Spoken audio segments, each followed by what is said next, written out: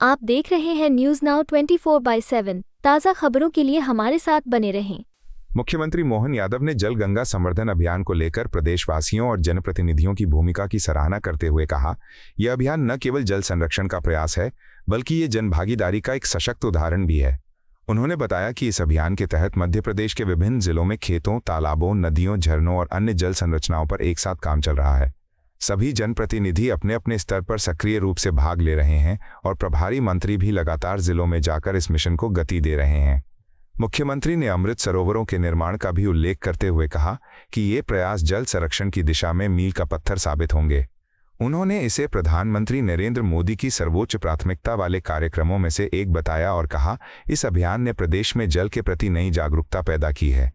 मोहन यादव ने प्रदेश की जनता, अधिकारियों और जनप्रतिनिधियों को इस सराहनीय कार्य के लिए बधाई दी और विश्वास जताया कि 30 जून तक ये अभियान एक महाअभियान का रूप ले लेगा, जो भविष्य की पीढ़ियों के लिए जल संरक्षण की मजबूत नींव रखेगा।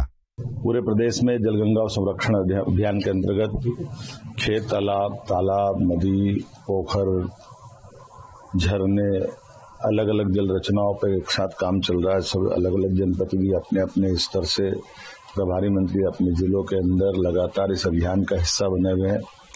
इस बात का भी मुझे ध्यान दिलाया गया कि अमृत सरोवर भी बड़े संख्या में इसमें बन रहे हैं। जल के प्रति ये जागरूकता का अभियान सच में आनंददायी है। यशस्वी प्रधानमंत्री के सर्वोच्च प्राथमिकता वाले कार्यक्रम में से है। मेरी अपनी ओर से भी मध्य प्रदेश के लिए जल संरक्षण को लेकर ये किए जाने काम की मैं सबको बधाई भी देता हूँ और उम्मीद करता हूँ कि 30 जून तक हमारा ये अभियान एक बड़ा महाअभियान के नाते से फलीभूत होगा।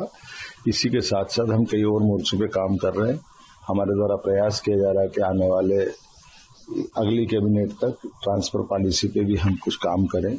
मैं उम्मीद करूंगा कि जिस प्रकार से हमने अपने अधिकारी कर्मचारियों के लिए भी हित की बात कही है, अलग अलग उनके वेतन भत्ते, सभी प्रकार के पेंडिंग कामों को निराकरण की दिशा में बात की है, इसी प्रकार से हम कोशिश कर रहे हैं कि सबके बीच में से निकाल करके उनके हितों को प्राथमिकता रखते हुए जितने खाली पद हैं उनको भी जल्दी से जल्दी भरें। मुझे संतोष है कि हमने अपना भर्ती अभियान जो चलाया हुआ है, एक एक विभाग की समीक्षा करते हुए एक एक पद पे अधिकांश लोगों को मौका मिले। पीएससी की भी पिछली पेंडिंग सारी निपटाने का प्रयास कर रहे हैं।